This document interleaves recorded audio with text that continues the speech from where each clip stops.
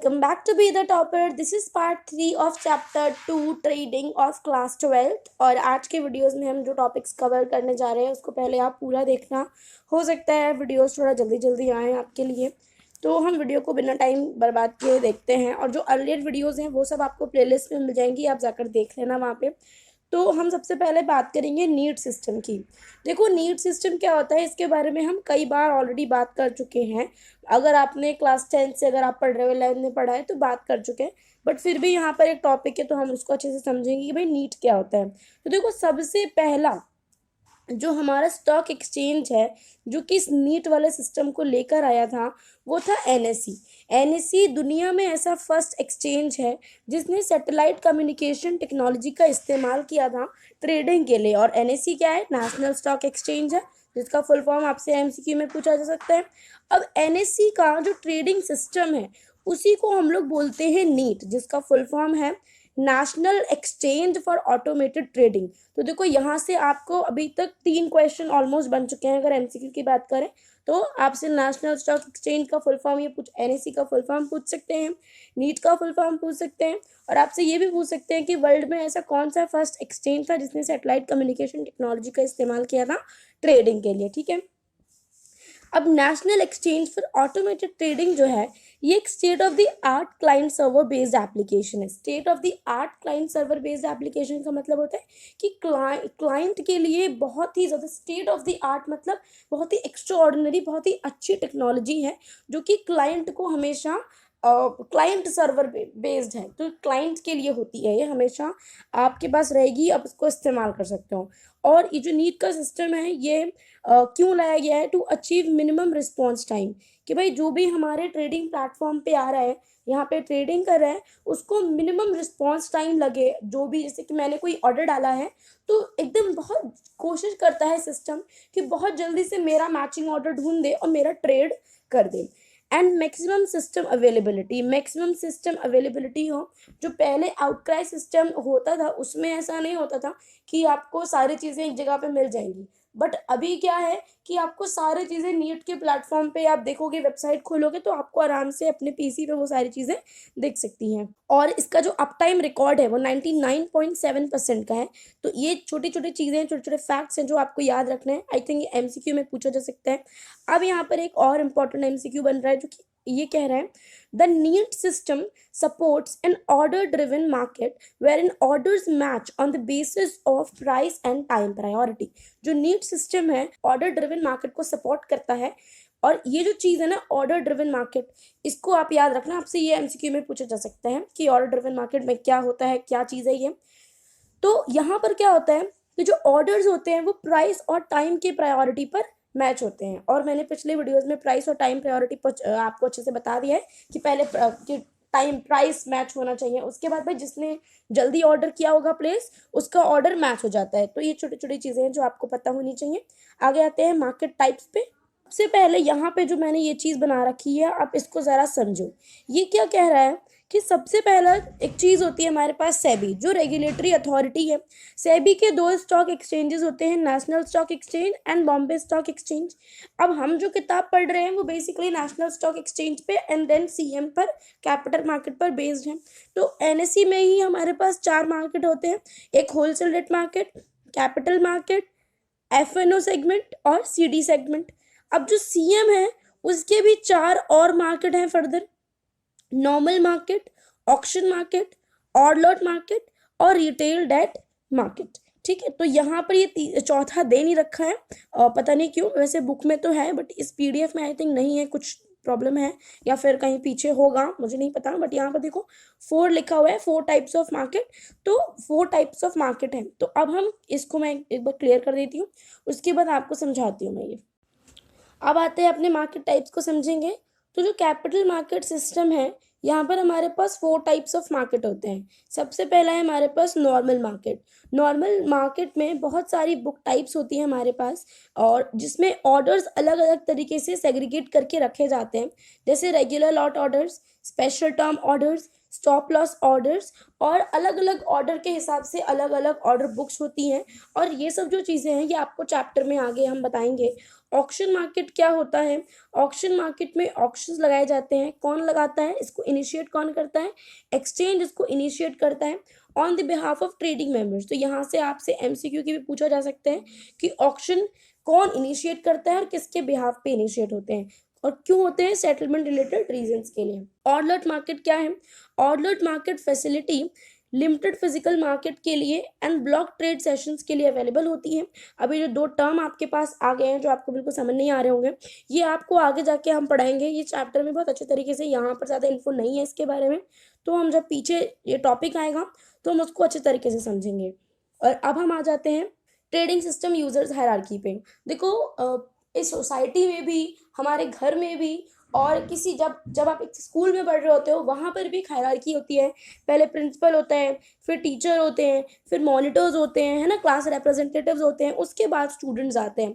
तो इस तरीके से एक हायरार्की क्लास में भी चल रही होती है, स्कूल में भी चल रही होती है, ठीक है। तो ये जो हायरार्की वाला सिस्टम है ना, ये हर जगह चल रहा होता है। मतलब किसी भी चीज़ को बैलेंस करने के लिए और जो ड्यूटीज़ हैं उसको बेसिकली बांटने के लिए, डिवल्यूट करने के लिए डिफरेंट लोगों में, ताकि जो काम है वो इफ़िशिएंसी से हो जाए, हम इस हायरार्की को बनाते हैं कि भाई सबसे आप ऊपर अथॉरिटी ये है, उससे नीचे अथॉरिटी ये है, उससे नीचे वाली अथॉरिटी ये है, और सबसे नीचे वाली अथॉरिटी ये है, ठीक है। तो इस हायरार्की को ट्रेडिंग सिस्टम में भी बनाया गया है। और ये कैसी हायरार्की है इसको हम अभी समझेंगे। देखो, जैसे हमारी स्कूल वाली हायरार्की में सबसे पहला होता है प्रिंसिपल, तो ट्रेडिंग सिस्टम की जो हायरार्की होती है वहाँ पर सबसे पहले होता है corporate manager, that is CM, आप उसको कह सकते हो शॉर्ट फॉर्म में, मतलब आप सिर्फ अपने दिमाग में याद रखने के लिए। अब ये जो कॉर्पोरेट मैनेजर है, ऐसे नहीं कि इसकी दो ही ब्रांच होगी, यहाँ पर ऐसे आपको एक एग्जांपल दे दिया कि कॉर्पोरेट मैनेजर के नीचे आता है भाई ब्रांच मैनेजर, ठीक है।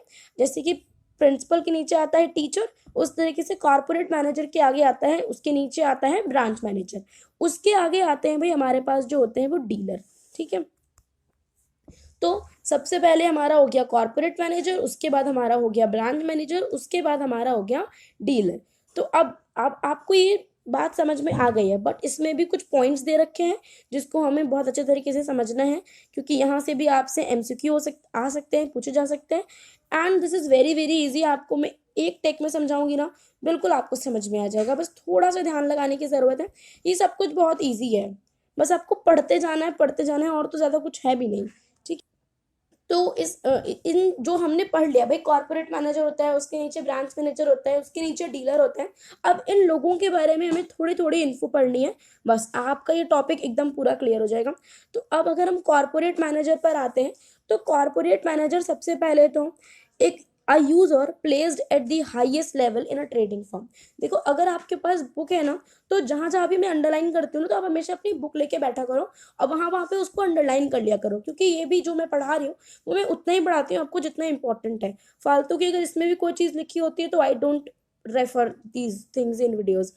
तो सबसे पहले a user placed at the highest level in trading firm. तो यहाँ से आपसे पूछा जा सकता है कि भाई ट्रेडिंग फर्म में हाईएस्ट लेवल पर कौन प्लेस है? Corporate manager place.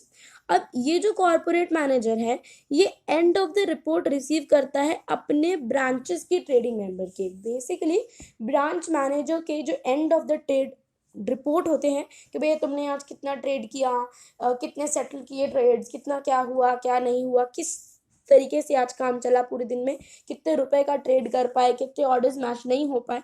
तो ये सारे जो end of the day reports होती हैं वो ब्रांच मैनेजर किसको देता है? कॉर्पोरेट मैनेजर को देता है। अब जो कॉर्पोरेट मैनेजर है उसके भाई, क्योंकि वो सबसे ऊपर है हायरार्की में, तो उसके पास ऑफ कोर्स कुछ पावर होंगे। तो उसके पास एक फैसिलिटी ये होती है कि वो ब्रांच का ऑर्डर वैल्यू लिमिट लगा देता है कि भाई ये वाली जो ब्रांच है ये सिर्फ इतने पैसे का ही ऑर्डर आज लगा सकती है। मान लो कि मैं एक कॉर्पोरेट मैनेजर हूँ, आप मेरे ब्रांच मैनेजर हो, तो मेरे पास ये अथॉरिटी है कि मैं आपसे कह सकती हूँ कि भाई देखो, आज का जितना भी ट्रेडिंग डे होगा उसमें तुमको सिर्फ 1 करोड़ रुपए के ऑर्डर लगाने हैं, इससे ज़्यादा नहीं बढ़ना है। तो ब्रांच मैनेजर सिर्फ 1 करोड़ के ही लगा सकता है, और वो एक लिमिट हो जाती है, वो एक लिमिट सेट कर देते हैं, उससे आगे आप नहीं लगा सकते हो। तो एक तो ये फैसिलिटी मिल गई कॉर्पोरेट मैनेजर को। उसके बाद जो यूज़र ऑर्डर वैल्यू लिमिट होती है, अवेलेबल होती है, उस उसको भी कॉर्पोरेट मैनेजर जो है वो लगा सकता है। यूजर ऑर्डर वैल्यू लिमिट भी लगा सकता है। He can view outstanding orders and trades of all users of the trading member. अब भाई जितने भी ट्रेडिंग मेंबर के यूजर हैं उनके भी जितने भी आउटस्टैंडिंग ऑर्डर हैं, कि भाई आउटस्टैंडिंग ऑर्डर का मतलब है ऐसे ऑर्डर्स जो कि ट्रेड नहीं हुए, तो उसको भी भाई देख सकता है, या फिर आउटस्टैंडिंग ट्रेड्स को भी देख सकता है जो कि अभी तक सेटल नहीं हुए। तो ये चीज़ हो जाती है। अगर वो चाहे, कॉर्पोरेट मैनेजर चाहे, तो आउटस्टैंडिंग ऑर्डर्स को कैंसिल या मॉडिफाई कर सकता है, क्योंकि भाई देखो ट्रेड को नहीं कर सकता क्योंकि ट्रेड तो हो गया, पर जो ऑर्डर्स हैं जो आउटस्टैंडिंग है उसको वो लोग, जो कॉर्पोरेट मैनेजर है वो कैंसिल कर सकता है, मॉडिफाई कर सकता है। सो आई होप आपको ये चीज़ें समझ में आ गई होंगी। अब आते हैं हम लोग अपने ब्रांच मैनेजर की तरफ। ये ब्रांच मैनेजर में क्या कह रहा है भाई, देख लेते हैं इसको भी। ब्रांच मैनेजर क्या है? A term assign to a user who is placed under the corporate manager. इतनी बात ये तो आपको बिल्कुल ना वीडियो देखोगे ना तो ही समझ में आ जाएगा कि कॉर्पोरेट मैनेजर के अंडर होता है ब्रांच मैनेजर। अब जो ब्रांच मैनेजर होता है ये अपने सारे डीलर्स की end of the day reports को कलेक्ट करता है। उसके बाद अपना जो डीलर है उसके लिए वो यूजर ऑर्डर वैल्यू लिमिट लगा सकता है। जितने भी, मान लो ये ब्रांच है, इसके अलग अलग डीलर हैं, तो इन एक ब्रांच मैनेजर अपने डीलर्स की यूजर वैल्यू लिमिट लगा सकता है। ठीक है, कि भाई आज तुम डीलर हो और तुमको सिर्फ इतना ट्रेड करना है, इतना ऑर्डर करना है, और तुम ज़्यादा नहीं कर सकते। अब जिस तरीके से बेसिकली जो पावर कॉर्पोरेट मैनेजर को ब्रांच मैनेजर के लिए मिली होती हैं, वही सेम पावर्स ब्रांच मैनेजर को डीलर के लिए मिली होती हैं जो उसके नीचे आ जाता है। ठीक है, तो जो ब्रांच मैनेजर है वो अपने जो डीलर है उसके जितने भी आउटस्टैंडिंग ऑर्डर्स या ट्रेड है उन सबको देख सकता है, और वो आउटस्टैंडिंग ऑर्डर्स को, नॉट ट्रेड्स, ऑर्डर्स को कैंसिल या मॉडिफाई भी कर सकता है। अब अगर यहाँ से आपको एमसीक्यू पूछा जाएगा ना, तो आप एक चीज़ में कंफ्यूज मत होना, क्योंकि यहाँ पे लिखा है कि मॉडिफाई और कैंसिल सिर्फ आउटस्टैंडिंग ऑर्डर्स को किया जा सकता है, आउटस्टैंडिंग ट्रेड्स को नहीं किया जा सकता। अब आते हैं डीलर्स पर। तो देखो डीलर में ये क्या कह रहा है कि जो डीलर्स होते हैं ये lowest level of the hierarchy होते हैं, ये हायरार्की के एकदम लोएस्ट लेवल पर आते हैं। एक डीलर सिर्फ अपने ही ऑर्डर्स एंड ट्रेड को व्यू कर सकता है, देख सकता है, और किसी के नहीं देख सकता। अगर एक डीलर चाहे कि भाई मैं दूसरे डीलर के ट्रेड्स वगैरह देख लूँ, ऑर्डर्स देख लूँ, तो ऐसा नहीं हो सकता है। ठीक है, and they do not have to access the information other dealers, either the same branch or the other branches, किसी का भी नहीं देख सकता। तो आई होप आपको ये ट्रेडिंग सिस्टम, ये जो हायरार्की थी, ये अच्छे से समझ में आई होगी। और अगर आपने मुझे अभी तक इंस्टा पे फॉलो नहीं किया तो वहाँ पे फॉलो कर लो, आप मुझसे वहाँ पे कुछ भी पूछ सकते हो। टेलीग्राम ग्रुप ज्वाइन कर लो, वहाँ पे मैं आजकल देख रही हूँ बच्चे एक दूसरे की बहुत हेल्प कर रहे हैं। तो ये बहुत ही अच्छी चीज़ है कि आप देश के अलग अलग कोने से जुड़ रहे हो और एक दूसरे की हेल्प कर रहे हो। तो बहुत ही अच्छा लगता है मुझे देख के कि अगर आपको भी वहाँ पे, अगर आपने अभी तक ज्वाइन नहीं किया है, जो हमारा डिस्कशन ग्रुप है जिसमें आप भी कुछ चैट कर सकते हो, मुझसे बात कर सकते हो, अलग अलग बच्चों से बात कर सकते हो, उनसे कुछ भी पूछ सकते हो, तो आप उसको ज्वाइन कर सकते हो। अब हम आते हैं अपने लोकल डेटाबेस वाले टॉपिक पे। लोकल डेटाबेस टॉपिक देखो बेसिकली क्या कह रहा है, लोकल डेटाबेस से हमको समझ में आ रहा है कि ये कोई ऐसी चीज़ है जिसके अंदर सारा डेटा रजिस्टर्ड है, सारा डेटाबेस है यहाँ पर। तो अगर आपको, मैं अगर आपसे पूछूं कि आपको सारे डेटे की कब जरूरत पड़ेगी, भाई अगर मेरे को कोई इंक्वायरी करनी होगी, मुझे कुछ पूछताछ करनी होगी, तभी मुझे उस डेटाबेस की जरूरत पड़ेगी, अदरवाइज नहीं पड़ेगी। तो अगर इस ट्रेडिंग सिस्टम में किसी को कोई भी इंक्वायरी करनी होती है, किसके बारे में इंक्वायरी करेंगे ट्रेडिंग सिस्टम में? अपने ऑर्डर के बारे में कर सकते हैं, अपने ट्रेड के बारे में कर सकते हैं। तो अगर इस चीज़ से रिलेटेड अगर किसी को इंक्वायरी करनी है तो लोकल डेटाबेस इस सर्विस को रन करता है, पूरी सर्विस को, कि आपके पास तक वो इंक्वायरी की जितनी भी इंफॉर्मेशन है वो आपको दे देता है। अब हम इसको पढ़ेंगे। The local database provides a faster response time to the user. अगर कोई यूजर ने कुछ पूछा है तो बहुत कोशिश करते हैं कि जल्दी से जल्दी उसको उसकी इंक्वायरी का पता चल जाए कि भाई क्या इन्फो मांग रहे हैं वो। All inquiries made by a user for own trades and orders are service through the local database. कोई भी इंक्वायरी अगर कोई यूजर करता है तो उसके बारे में जो उसको आंसर मिलता है वो सिर्फ लोकल डेटाबेस से मिलता है, और बहुत जल्दी देने की कोशिश की जाती है। If however a corporate manager और branch manager makes inquiries for orders of any dealer branch manager of the trading firm, then the inquiry is service by the host. But अगर कि कॉर्पोरेट मैनेजर या फिर branch manager. Corporate manager किसकी report मांगेगा? Branch manager की मांगेगा। अभी जो ब्रांच मैनेजर है किसकी रिपोर्ट मांगेगा? डीलर की मांगेगा। तो अगर ये लोग अगर पूछते हैं तो ये जो सर्विस की जाती है ये होस्ट के द्वारा की जाती है। The data stored in the local database include system messages होते हैं उसके अंदर, सिक्योरिटी रिलेटेड इंफॉर्मेशन होती है, एंड जो ऑर्डर या ट्रेड से रिलेटेड डेटा होता है एक यूजर का, वो भी सारा इसमें फीड हो जाता है। तो आज की वीडियो के लिए सिर्फ इतना ही। अगर आपको वीडियो पसंद आई हो तो लाइक कर देना, चैनल पे ना सब्सक्राइब कर लेना ऐसी और वीडियोस के लिए। तब तक के लिए आप एमसीक्यू देख लो, पेपर के अच्छे से रिविजन करो, and all the best for your exams, and thank you so much for watching. Till then bye.